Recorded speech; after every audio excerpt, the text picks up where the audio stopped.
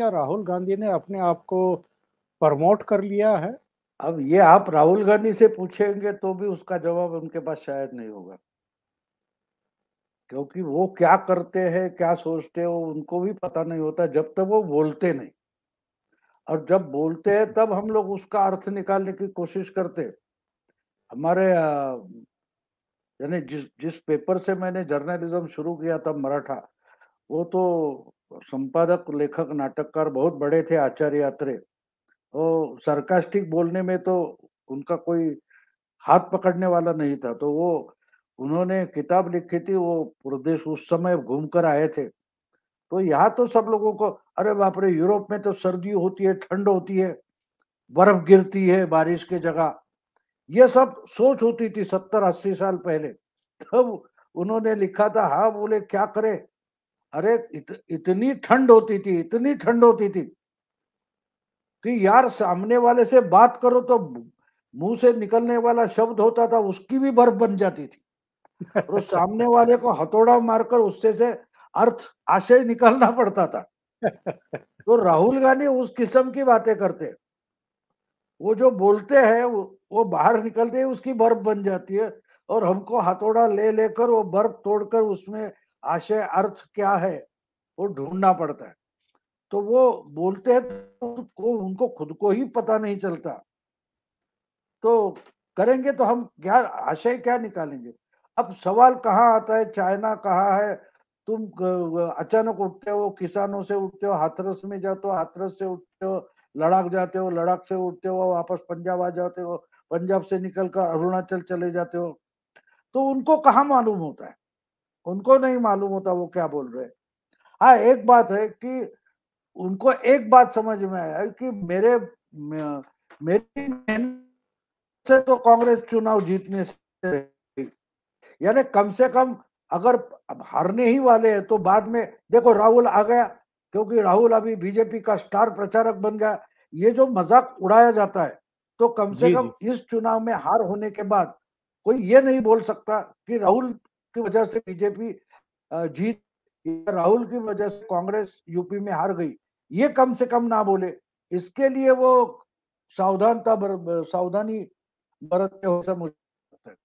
ठीक है, और लद्दाख भाव वगैरह वो चालू रहता है।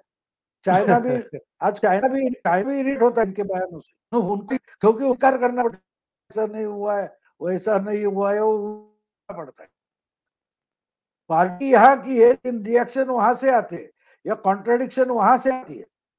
तो आप कहते हो ठीक, मैं तो बोलता हूँ कि ये भगवान श्री राम जो थे, उनको महापुरुष बोला जाता है। ये तो अमर्यादा पुरुषोत्तम बनना चाहते। जो कोई दोहा में मैंने सुना है कि जिसकी रही भावना जैसी, प्रभु मूरत तिन देखी तैसी। तो बिल्कुल। वो हर चीज अपने तरीके से देखते हैं।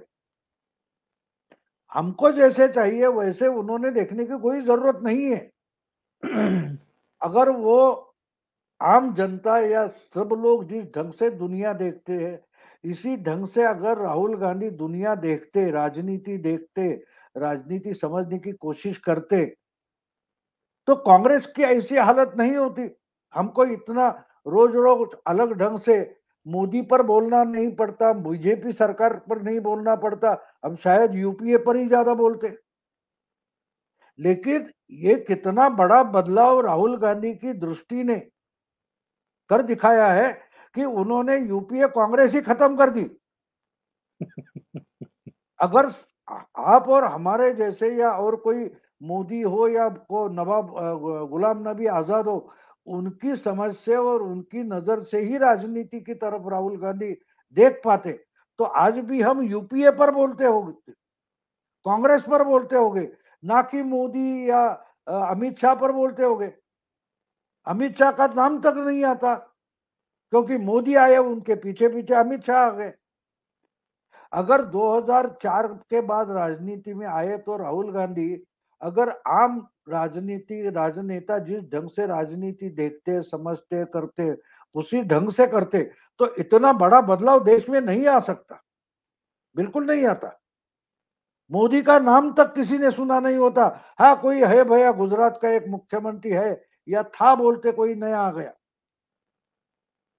लेकिन इतना बड़ा बदलाव, एक क्रांतिकारी दृष्टिकोण जो राहुल गांधी के पास है, इसलिए तो देश में इतना बड़ा बदलाव आ गया। तो आप उनकी नजर से समझने की कोशिश करो, उनकी नजर से समझने की कोशिश करो कि उस नजर से, उस सोच से कितनी बड़ी क्रांति हो सकती है, रिवोल्यूशन होता है एक देश में, इतने बड़े देश में, दुनिया की सबसे बड़े जो गणतंत्र माना जाता है, उसमें इतना बड़ा बदलाव उसी सोच से आया है, उस नजर से आया है।